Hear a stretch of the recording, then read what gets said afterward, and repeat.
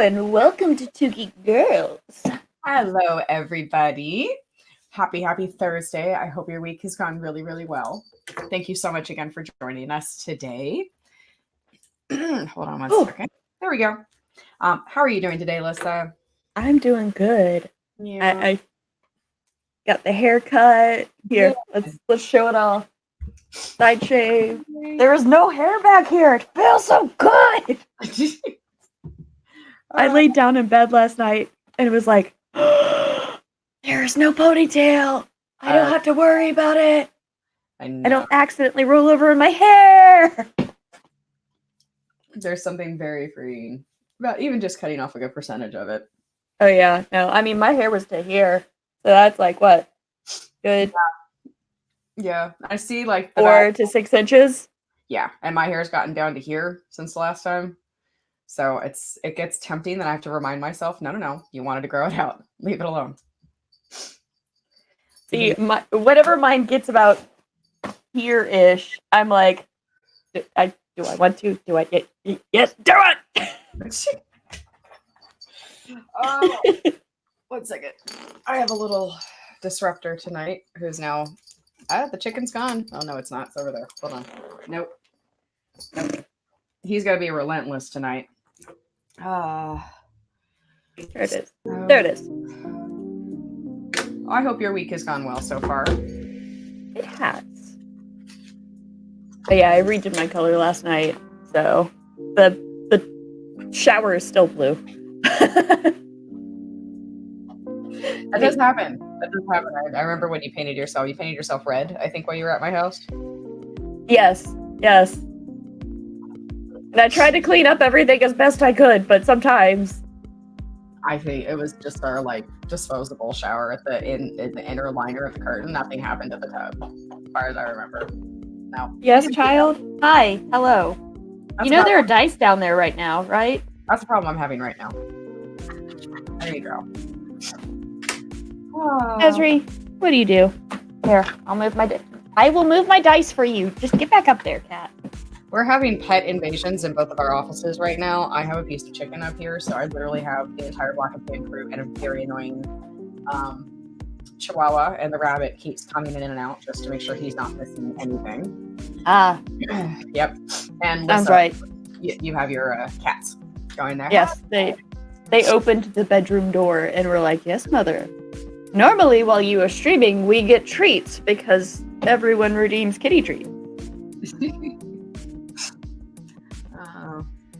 Hey guys, there they are. They're popping in.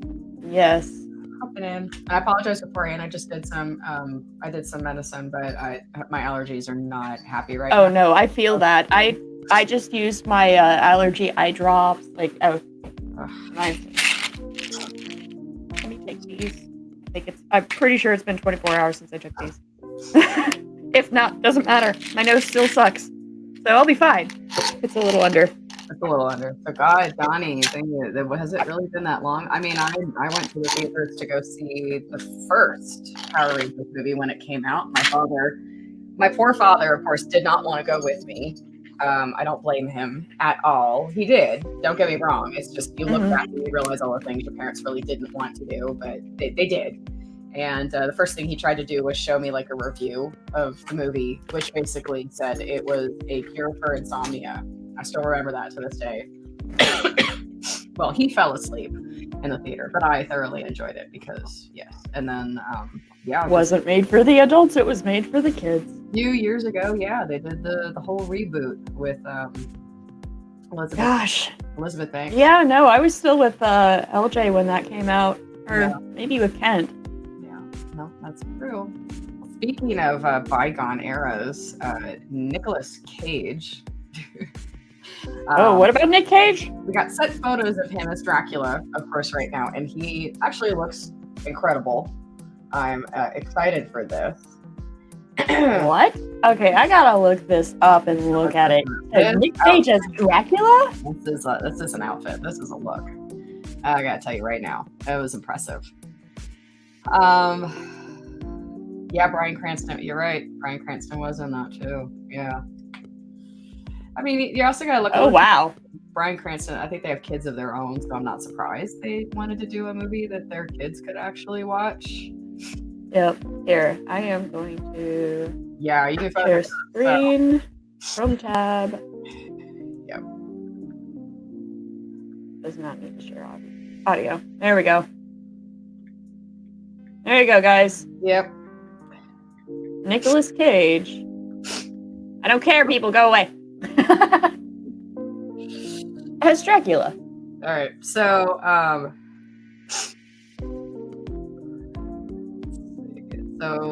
officially the movie is I believe the great Nicholas Hoult. Okay. Try to look at my notes here because the picture, of course, I remember this kind of being mentioned, and it was Dracula. Let's see, Renfield was the one. It's Dracula, Renfield, whole thing. But yeah, I'm just all about the look, and the publicity is great, and it's just another reminder that I love that we're getting so excited to see, these recognizable actors sticking around and kind of showing Bruce Willis how to do it. Like, yeah. Because I will, on principle. No, this is not the one he's playing himself. Although that's hilarious that everyone thinks he's a vampire. That picture was cool. Look, it doesn't help that he was in Vampire's Kiss, basically playing himself. Correct. Saying, I'm a vampire. Yeah, that was a good one. That was in the heyday of all the vampire movies, just trying to find any vampire movie that they could at the time. Yeah, so it's the Nicholas Hoult, it's the Dracula Renfield movie. So they're filming it right now, and those pictures are out. Nicolas Cage, of course, also doing multiple interviews about how he's still in love with the DC universe. And because he's also been asked if he would, he's had to shoot down an interview. So far, he's saying he is not returning as Ghost Rider in Doctor Strange 2. Okay. So that's what he's saying. That's entirely possible because there's another Ghost Rider and there's other things going on with Ghost Rider. So there's that. The one thing I will say, though, is they pulled that on us with Spider-Man. So it's not like we can believe anybody about anything when it comes to Marvel. That's until we can't believe the trailers. We can't believe our own eyes. We can't believe what they allow us to know. What we can believe is when Tom Holland messes up. We can 100% latch on to. Which is why they literally hand Tom Holland his script in tiny little parts. Yes, no, he's not allowed to see anything until he has to see it. That is true. But Nicolas Cage, of course, I don't know. What do you guys think? If he mentioned that he would really like to actually play a DC villain at some point, if they're going to keep going forward with Flashpoint, that'd be hilarious to see the Nicolas Cage Superman somewhere. My God, please! I just want the action figure. I want it to exist so that we can get the action figure.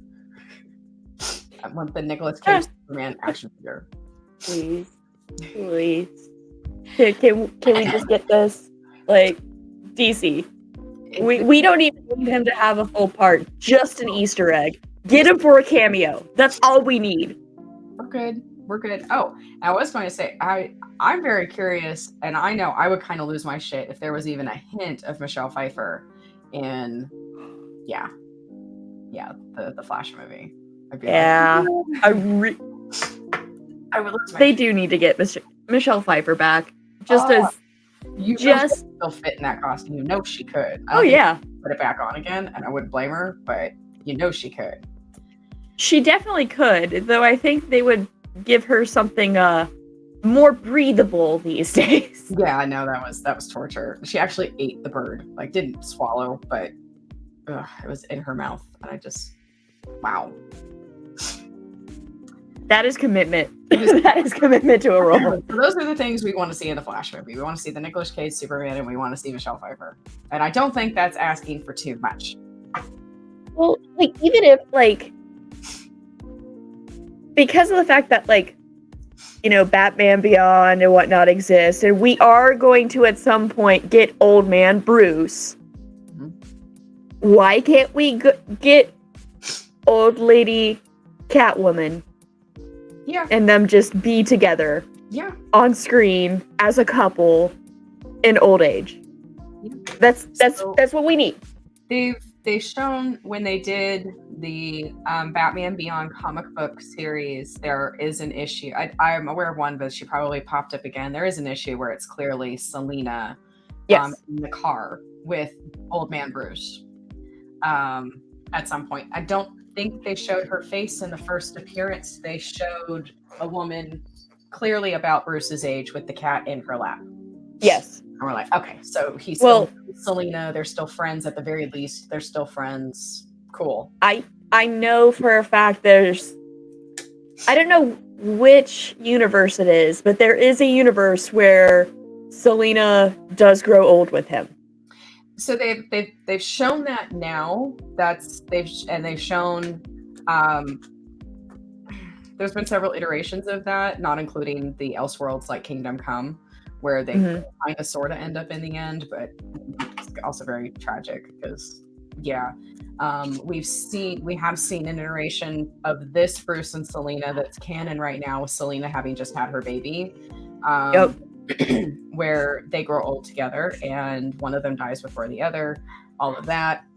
Well, and that's inevitably going to happen just in any long-term relationship. Someone will die first. Yeah, no. And that becomes the other part of it, like the other person kind of doing the epilogue for that. So it seems to really be accepted at this point that that's the couple, especially as we're moving into the new Batmen that are there, just like we're moving into a new Superman, and we're moving into which is all well and good. By the way, we have the speaking of that, we have the issues being announced for DC's Pride Month releases. So, of course, we have Lois and Clark on the sidelines with the flag as their son flies in the Pride Parade, announcing that he is bisexual to the world.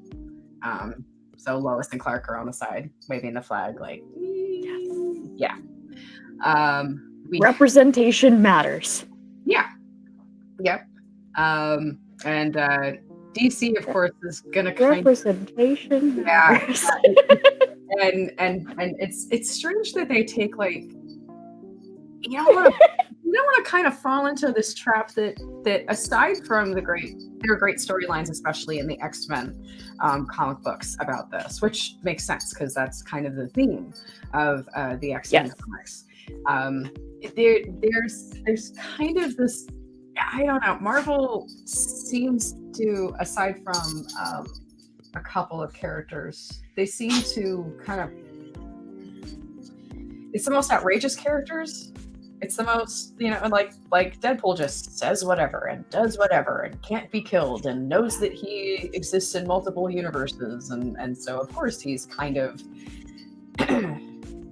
ambivalent toward defining himself sexually because there really isn't anything he's ever encountered that he hasn't thought about. It's true. It's hard bisexual if we were going to define anything as far as what they've actually acknowledged in there, but let's just face it, it's Deadpool. And they kind of let him just be out as outrageous about. I would define Deadpool more as pansexual, like the classic. Don't get me wrong, bisexual and pansexual depends on what your definition is, but I think pansexual is more because he gives no fucks. He's even like into the personification of death itself. Yeah. So yes, like he gives no fucks except he will fuck anything. Yes, and the fact that characters love this, they embrace this about him. He just seems to be like the most accepting anti-hero of absolutely anything ever. So that's absolutely probably the more, and I that actually sounds more familiar to what has been put to paper as opposed to bisexual. I think the big part was that they wanted to step in with the next Deadpool movie. Yeah, he is a bard. That yeah, and that's not and you're right, and that's a very accepted term. That's the accepted definition for him. Yes. He is a College of Valor bard, I think. There you go. Hello. But DC, now I don't know if there's going to be a little bit of pettiness on DC's side, because DC has had kind of a more defined track record, especially during Pride Month, and the number of releases that they have and the storylines that they have when it comes to members of the LGBTQ community. And they go all in with it.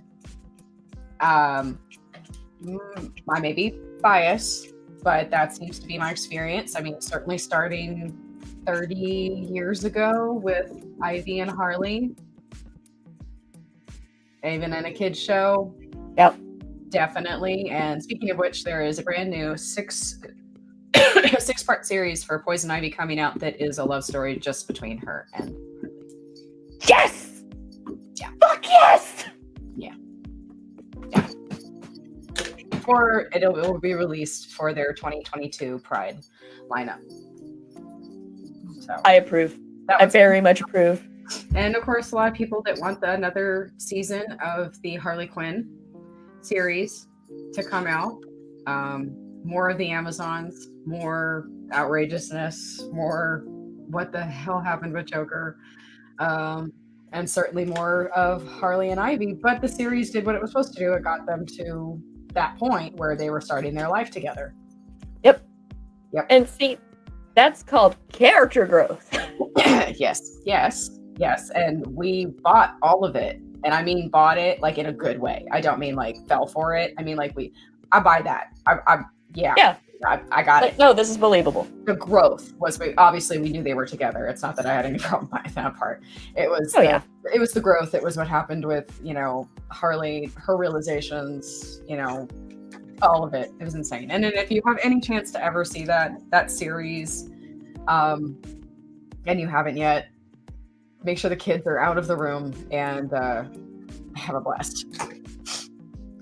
Depends on what you allow your kids to see, for sure. Give them the kids. I think because my parents would have sat down and watched it with me when I was a kid. But this was also the 90s. So this was also the 90s. There were a lot of things, but I don't. Yeah. Hello. Like Ren and Stimpy would have been it would be risque these days. It was more gross though than anything, honestly. Powerpuff Girls had some stuff in it. Holy crap. And I watched the ever-loving shit out of that series as a kid, so there's a lot you do not understand, and then there's other things that, because nobody's really reacting crazy to it around you, you're not really, you get it. Like, I get it, trophy wife, got it. But I wasn't really, so, like, my mother hadn't introduced me to that term years ago. I was very familiar. I got it. So, Harley Quinn, Alec was... He didn't quite believe me when I told him. I said, this is not for kids. And so I put on an episode and he was like, what the fuck? Mm-hmm. I said, yeah. Not even remotely for kids. No. And there's plenty of animation that's like that these days. Like, we have grown in entertainment to realize that cartoons, animations, don't have to be for kids. It is not just a medium that is solely for children. That's right. Bill Maher does not know what he's talking about. We can read comic books and we can watch cartoons. Well, in especially with Japanese animation, I am not going to let a child sit down and watch fucking Tokyo Ghoul, for example, or Attack on Titan. Don't get me wrong. When I was a kid, I'd still watch it. My parents were okay with me watching it. Yeah. But that's not something that's a child's initial step into animation or anime. It would have been a lot. And there's a lot that would go over your head. You wouldn't quite understand the nuance of it. So that's clearly not the audience base. But, having Batman the Animated Series as hard in the 90s as we did was a lot of comprehensive nuance. Yes. That they were able to get into a show that as kids we watched. And the thing with the original Batman series like that is it was hard topics that needed to be taught to children, but it was smart. It didn't dumb it down too much. It gave kids the benefit of the doubt. Like, it did put it on their level, but it also gave them the benefit of the doubt to be like, you're smarter than this. You don't have to have it, like, turned into mush for you. Right. This is what it is. You are emotionally mature enough that you will be able to understand this with the way we have it presented. Yeah, there were, hard subjects in the sense that they tried to bring a lot of the characters down to earth so that you could kind of feel a real threat, while at the same time doing a lot of what we would call today fan service. Fans being kids, they thought when they originally did it, although I do believe that there were members of the creative team that were like, no, girls are going to like this too. Oh, yeah. But obviously the executives at Warner Brothers were looking for a very specific demographic of boys to start selling toys to. That was the whole point of the show. As the series went on, like almost everybody watching this is, it's like 50-50, boy, girl. Yep. Absolutely watching Well, this. and I think that's why we got initially Harley Quinn to begin with, because the team working on Batman realized this is not exactly how Warner Brothers thinks it's going to break down. There are girls that are watching this. That's certainly how we got the next episode of Harley Quinn, but it is not how we got. That was pure Paul Dini being Paul Dini. Yeah. But keeping her around as a character was them going. The Batgirl two-parter was huge, always including a girl in a group of kids when they had to help Batman. So there's the one where they found Batman, he was really sick, and I had Batman in my basement. That was such a kid fan service episode. All that stuff. But yeah, absolutely the inclusivity of it. It was cool. It was, you look back and you're like, this was kind of brilliant. I still believe that we need to have an episode of Something Somewhere with Kevin Conroy as the live version of Grey Ghost. Somewhere. Yeah. Just think that. There's so many good voice actors that they transcend the roles that they're in. Well, the fact that voice acting is also being taken so much more seriously now. There's that, but also on one of the streams that I was watching recently, they made a good point. Voice acting, in some ways, is being taken more seriously, but also in other ways, they're not, because they're pigeonholing live action actors and paying them millions of dollars when they could pay a trained voice actor for half the price that would do a better job in the role, because they are trained for that, because their thing, like, obviously live action, it's more physical. Like, yes, you do have to have inflection and everything, but unless you're Mark Hamill. Mark Hamill, though, like, when he does the Joker, he's insane. Well, with voice acting, like, some of it, you do have to get that body motion into it, because you're not going to. Even when I did commercials, I had to do that. Like, even when I was just the radio commercials, even when I had to do that, like they were like, no, sit up, and they would move, and they would let us do that. No, 100%. And there's something to be said for great voice actor casting companies and casters, like Andrea Romano, obviously, is the goddess of this. Being able to find an actor that we wouldn't think of as a voice actor, but it turns out they're perfectly suited. Like, she knows what she's doing. That person was perfectly cast to do that. But you had a plethora of voice actors for that cartoon, and now you would have so many agencies pushing their named movie star actors or television actors to get that money, and all the politics involved with that. Whereas, being a voice actor wasn't really, but that's before people understood just how much money Nancy Cartwright would make. Oh, yeah. But we got a question. Yeah. What do you think of the live action take on Miss Marvel? looks interesting. Yeah. I'm looking forward to watching it. Especially because if you think about it, this is the first series of the Young Avengers coming out.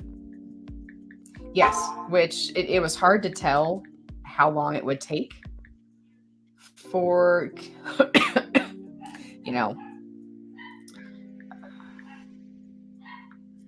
how long it would take for the Young Avengers to be named as the Young Avengers, and how far we are in the phase of them teaming up. Yep. Which, yeah. But yeah, this is the first standalone Young Avengers series that we are getting. And they're setting it up this way because, like, you could have Miss Marvel in a Captain Marvel film or series, but she is better as a standalone because of the fact she's like one of the older team members. Yes. For the Young Avengers. So, like, her starting off as a standalone makes the most sense out of any of them. Letting Iron Man do his thing first. Yes. And then adding the Avengers. And that's very much, and that's appropriate because that's just story building blocks, foundation, everything else that DC didn't have. Stupid. Which is really sad. Really annoying. So no, I'm I think I'm probably more excited for that than I was for Stargirl, and that's having watched, I like Stargirl and I watched Stargirl and I had a lot of fun with it, but I think I am probably anticipating this one more. And again, like Lyssa said, it's not like Hawkeye or the other shows that, or even WandaVision, which were, twofold, one allowing those characters to get to the next part of their story, but also introducing us to the next wave of Avengers and Young Avengers. Yes. So that kind of was the whole point of Hawkeye and a lot of those. So yeah. Yep. No, they've been slowly introducing the Young Avengers as supporting cast in these other shows. And for the season 1, there are some cast members that still haven't been announced, so I would also recommend people just kind of keep an eye on the IMDb, because I promise, get away from my chicken, I promise there's going to be some characters from probably the Falcon and Winter Soldier that might be introduced. That would make sense. I mean, this is their first opportunity for at least one little cameo crossover. Yeah. To show us how the story of the Young Avengers is going to go. But great looking cast, very diverse cast. This is going to be really cool to watch.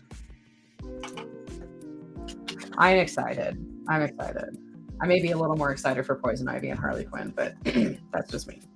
Okay. Yeah, no, I am too, because this has been, 3 decades of build-up? There have been things that have happened in the comic books. There's been Poison Ivy, Harley Quinn, graphic novels. There's been, obviously, a lot of merchandise put out there between, but this is the kind of cementing. It's not just a flirtation anymore. It's not just a hint anymore. It's not just something that they're going to talk about as if it happened, kind of like they did in Hush, and they talked about Poison Ivy being with Catwoman. Okay, cool. But not really. That was like rape, but whatever. Part of the reason I don't love that comic book, because that doesn't work for me. Yeah, no, that's one of those things that doesn't fly to me. Like, the same reason why in like the Witcher 3 game, like, you have the option to romance Triss or Yennefer, and a lot of people they find Yennefer too bitchy, and they're like, oh, but we like Triss better because, like, personality-wise, and I'm like, okay, she took advantage of the fact that Geralt didn't have his memories at the time. Yeah. And that feels just a little bit gravy. Yeah. Yeah, I mean, even Austin Powers wouldn't do that. Oh, yeah. Let's just remember, if Austin Powers wouldn't do it, there you go. Exactly. Yeah. I'm like, But this is the official, 6-part series. That's supposed to be like the love story between them, like them. Love story. Love story. And, you know, part of it too is listening to the community and understanding that you need to get away from I don't know if they'd all be called tropes, but basically this idea that if somebody is bisexual or homosexual or transgender or a member of the LGBTQ community, make them a sympathetic character, but then you have something horrible happen to them.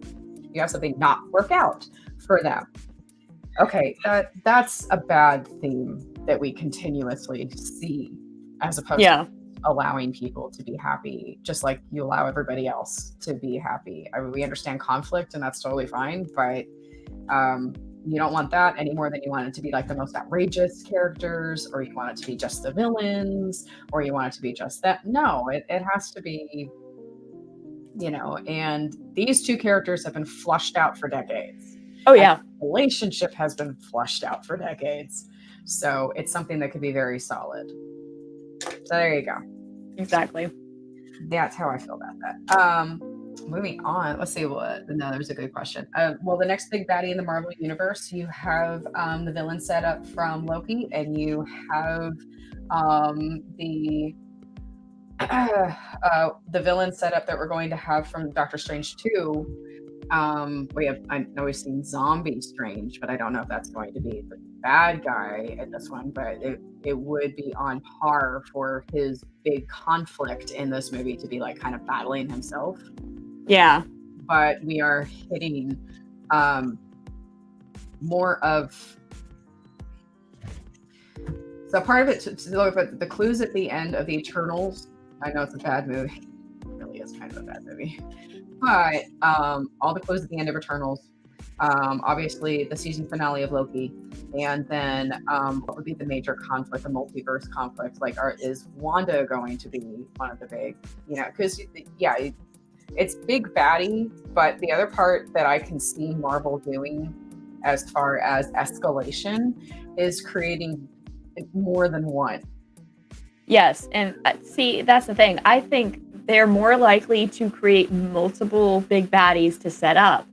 Now, they'll obviously like set them up little bits at a time and then have a big blowout something. Like, especially since we're getting the Agatha spinoff too from WandaVision. Yeah, like I almost guarantee we're gonna get them setting up Mephisto. Yep. Oh crap, what's his name in Loki? End of the series. What was that big baddie's name? Yeah. Let's see. Kang. Yes, Kang the Conqueror. So we're gonna get Mephisto, Kang the Conqueror. Yep. They're going to start setting up the X-Men stuff, which means we're likely gonna get Magneto somewhere in there. And Scarlet Witch. The Scarlet Witch. Yep, Magneto. The Skrulls. Yes, the Skrulls are getting there, but then we get reminded and we're like, oh yeah. Yeah, they're a thing. There. We already know about the Kree. So the Skrull and the Kree are definitely going to be something going forward. Mm-hmm. Let's see what else. Doctor Doom, especially since we're supposed to be getting the Fantastic Four somewhere in there. There are so many really good big bads in the Marvel universe that they are slowly but surely setting up in a very like chess-like manner.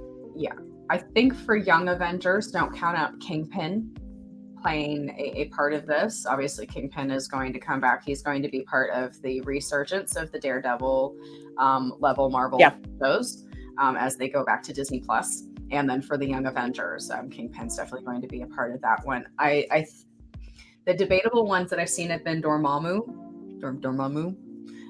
We've seen him. That was a big baddie in the comics. Doesn't mean Marvel will latch onto it. We've seen Marvel kind of pick and choose.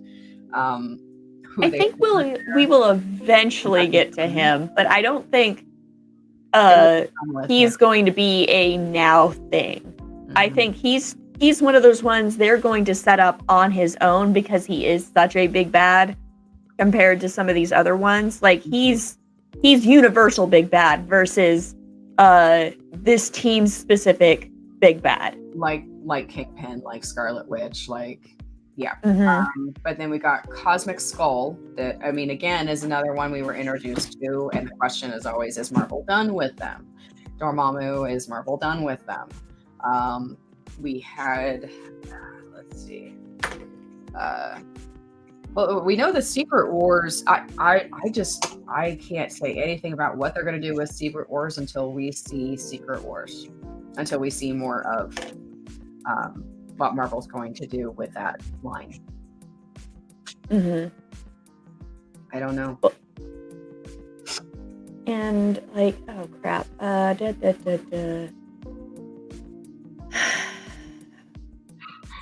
What's the big bad that was in freaking Rise of the Silver Surfer that they fucked up? Galactus. Yes, Galactus. We're gonna get Galactus somewhere in there, but he's gonna be another one that is gonna be one of those overarching storylines that bring everyone together. Yeah, and that's, right up there with Morbius and all those. It really depends on how the relationship between, Sony and Fox, Disney, Marvel keeps going. Given how much money that Sony has made off of these movies, because No Way Home was literally a box office breaking film in the middle of a pandemic. Yeah. I don't foresee them, unless there is something that goes extremely wrong in contract negotiation.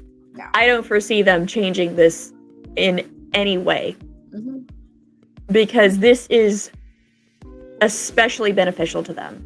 Yeah. They get access to the MCU by having this, and that is too good for them. Oh yeah. They're gaining more than they're losing in regards to this. Yes. So as everything keeps going, you've got all those obviously this is the direction that's going. We have only hints and pieces of the puzzle of everything that's happening behind closed doors with these companies, everything that they have planned. Obviously, do not underestimate the mouse getting done what it wants to get done. Morbius is already that's about to come out, isn't it? Yes. Yeah. So that's going to be out here in the next month or so. Well, they have so somebody just mentioned Mephisto and Ghost Rider. So we do have the new Ghost Rider project. So, yeah. We'll see. Yes. I'm going to say yes to that one. And they've set up to have suddenly can't think of it. I can't think of any. I can picture the entire movie in front of my face. It's the black alien goop. Venom? So we have Venom being left behind in our universe. So we have but we have the little piece of Venom coming back. So we have Venom crossing over. We have Tom Hardy being very interested in Tom Hardy's Venom, being very interested in everything that's happening over in that universe. Well, because of that end credit scene in No Way Home, we're definitely getting Venom in the MCU. Right. Which means that Morbius is also very much likely going to cross over, which means somewhere down the line, we are getting Blade again. Yes. We got Blade. Absolutely Blade. The Blade, Ghost Rider, all of those projects confirmed. And moving forward at various stages at this point. And then we have then you have these villains, don't count out these Spider-Man villains that are being bled over into the Marvel universe as well, like Vulture and them. So it's not just Sony, they're also Marvel, Disney, Fox. So, but again, this is where all of the hints, we gotta see how far they take. If they go straight into M Day, if they go straight into everything with Scarlet Witch. I mean, Doctor Strange 2, I think, is going to. And Yeah. Doctor Strange 2 is at least 3 hours long. Yep. So there you go. Because that's another one of those ones that a big Avengers level event. Oh yeah. It's the new Avengers, and then the Young Avengers. Yep. Yeah. Like that one I think is going to be the turning point for them getting back together as the Avengers with the new team. Yeah. Yeah, I do think Galactus is going to be better. I think all of that. Oh yeah, there's no doubt in my mind. About Midnight Suns, and I haven't seen Midnight Suns since I was reading Ghost Rider, so I don't know. No idea about that one. Let's see. Yeah, it's a lot. It's a lot to think about. We could speculate all we want, but let's face it, we're just waiting for Doctor Strange 2 to come. Oh yeah, we're like, let's do this. We're gonna have our suspicions either confirmed or denied. Given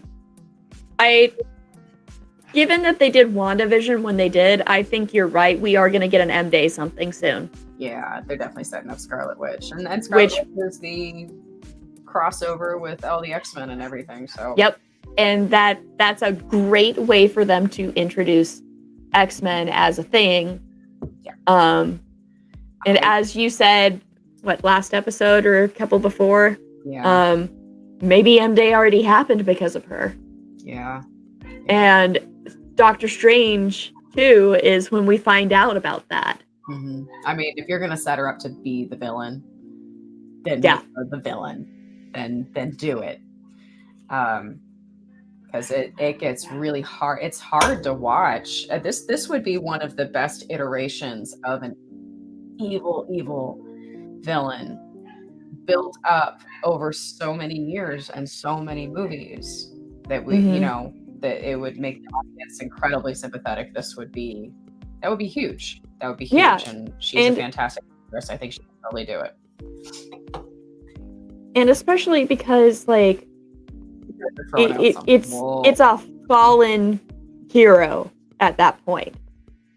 It's the villain that you can understand. It's because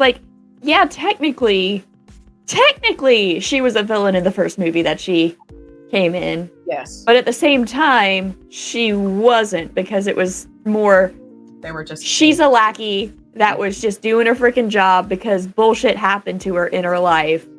Yep. And as soon as the Avengers started doing their thing, she and Pietro jumped ship and were like, no, actually, you guys are doing the right thing. Yeah. Yeah. I mean, it's the villain being the villain because they weren't really given a choice. They weren't really given anything else. That is true. And so, she was more of an anti-hero in that. Oh, yeah. And she grew into being a hero. Very believable arc. Very believable. And I don't know about Morgana Le Fay. Ugh. And that's a character that's in both DC and Marvel, isn't it? I don't know. I know it's in DC. Wanda was introduced in the that is how Wanda was introduced in comics, and she turned to the good guys. Yeah, no, that's exactly it. Yeah. She started on working with Magneto, and then often worked with the X-Men going forward. And then she had her mental break. Yeah. That whole story. And that's very believable because everyone has a breaking point. And for her, that was the loss of her entire family after she had already gone through so much in her life. Yeah. And it's a character that has just often deserved better. Oh, yeah. Than gotten in the comic. I mean, let's just face it. At one point in Marvel Comics, Daddy was watching his 2 twin kids have sex. Yeah. That happened. This was a thing. Yeah. No, we're just... Who thought that was a good idea? Who greenlit that? Why? Mm-hmm. We did not need twincest. In front of Daddy. Yeah. In front of Magneto. Yeah. So when we say the characters deserve better, Oh yeah, That's what we were talking about. they definitely deserve better. Very much her story. This is all, and then, you know, but Marvel's just done that great thing of doesn't matter, you know. I don't know. And I think that if they do that, if they go that route, because they have done have to point out they are Magneto's kid and they aren't, and like they go back and forth with whether or not the twins are actually Magneto's children. And especially because Fox had them for a while, like they took away their mutant status, made them mutates, and made Magneto not their father in the comics for a good long while because they wanted to stick it to Fox. Yeah. And that's literally all it was. They're like, well, we're not going to make it so that your stuff does well. Pettiness can come back and bite you in the ass. Yeah. Really, really. So I think they will make her Magneto's kid in this universe. And it come to find out when the bomb fell on her apartment building in Sokovia. Yeah. Like, that's not her biological father. That's her stepdad. Because if you look into the comics, Magneto didn't stick around. He wasn't there for their childhood. God, no. To any degree. So, like, it is very believable that would, like, to her, that is her father. Because if they raise you, that's your dad. Yeah. Yeah. Family is not necessarily blood. No. But No. biologically speaking, they still have a very good way of introducing Magneto as the daddy. Yeah, and it's a lot, you know, the Peter as introduced in the X-Men movies was I mean, very different, and some of the best scenes that they had in any of those films.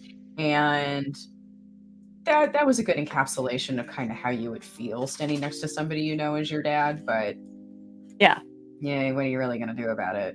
Like, no. So yeah, they've tried. Hi. Okay, there we go. Hey, Eddie. Yes, Matthew. Well, here's my question to you, Matthew, and all our Star Trek fans. How are we enjoying the Voyage Home tribute season of Picard so far? Yeah. I haven't watched it. I mean, for me, I've got to get it so Mom can watch all of it because, you know, this is the Star Trek that she and I grew up with. Mm-hmm. That I grew up with watching with her. So that was itty. Yes, it was. Yes, that is itty. She's not so itty anymore. I'm ordering a backpack so I can take her on hikes now. Nice. This kind. Yeah, doggy. Surprised Alec hasn't brought up a puppy. Oh. Yeah. Yeah, we got 7 of them here still for a few weeks. I'm probably going to loan one to Lyssa still. Now that I'm much more firm in their personalities, now that they're getting older. They're like 6 weeks now, give or take. Have to ask Alec. Yes, what?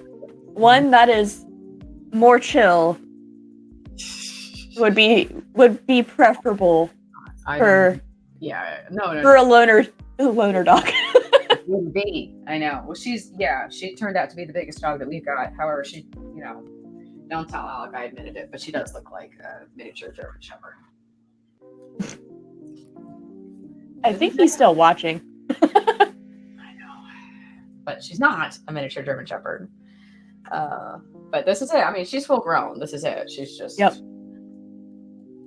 That's it. Like a 20-pound. Do not come up here and close. Do not. Yeah. So, yeah, I'm interested to see how you guys are liking Picard. Obviously, as a nostalgist, I always feel biased. Puppy! This is Flower. Named her Flower because Alec wanted to call her Skunk. Oh, yeah, I love her. She's a sweetheart. Run to the litter. She is the run to the litter. There you go. There we go. Goodness. What mix are they again? This is the Healer Lab Boxer. Goodness. She has the Flower. cutest face ever. Come here, baby. There you go. Hi. There you go. Hey, baby. There you go. Oh, the head turn. The head turn. Just a little one. She's like half the size of one of the other ones we got. That would be trouble. Oh, so- Yeah. Can we say hi? Huh? I know, it's a lot. So yeah, we've got seven. They all look completely different. Everybody's different personalities. 5 girls, 2 boys. Some are healer with a little bit of lab. Some are boxer with a little bit of healer. Some are I don't know. All adorable. All completely different personalities. And their mother is doing great. Their mother is in a very calm, actually hanging out with these big Moyed puppies or something. I don't know.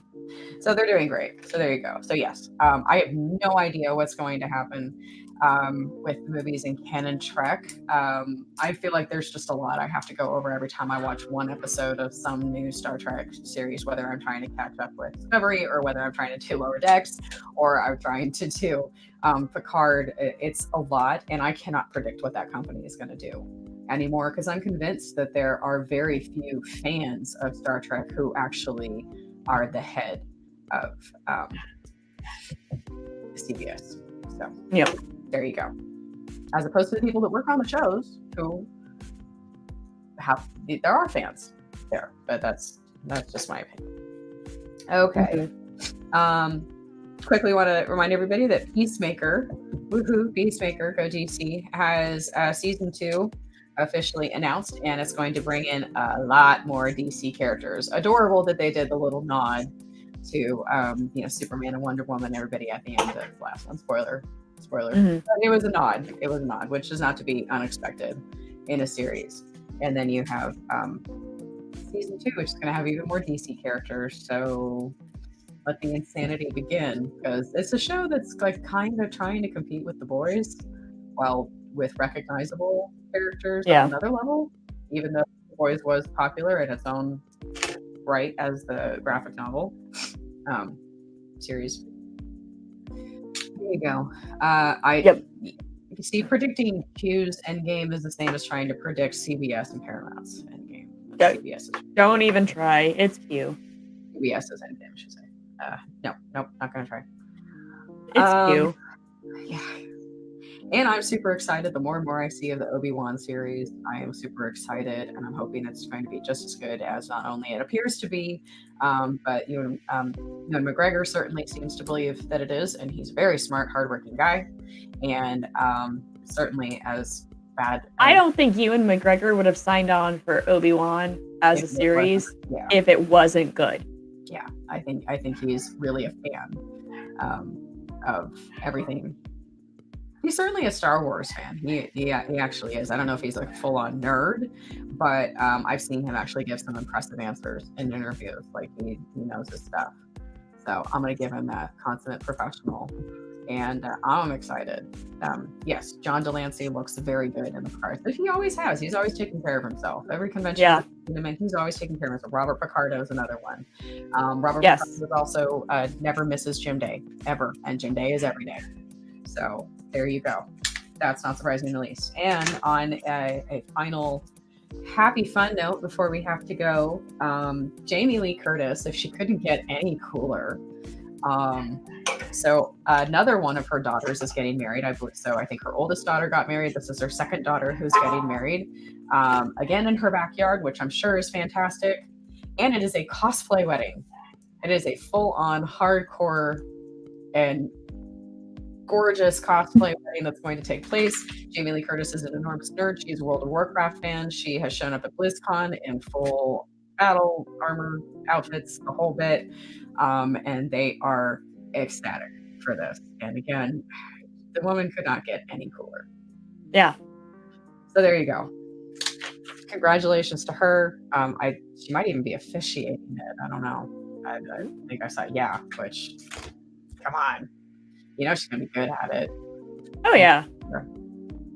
Yeah, that's gonna be awesome. So congratulations to all of them, and I can't wait to see pictures, because if you haven't seen Jamie Lee Curtis in like full on cosplay, you need to Google pictures of that as soon as we go off the air. You need to see, because it's awesome. And I love her.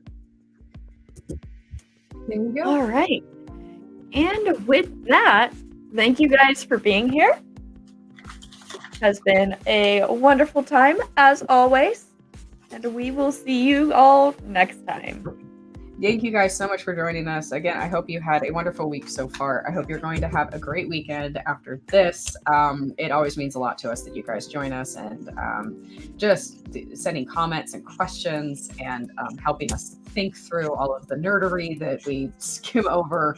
And at Geek Girl Lyssa, what else do you have coming up this weekend? I know you're kind of a quiet night tonight, but what else do you have coming up this weekend?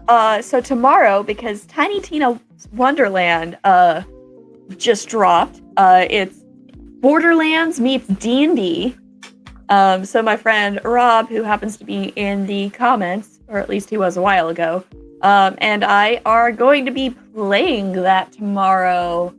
Probably starting at noon, maybe 1 p.m. Eastern time. We haven't decided on which one per se yet.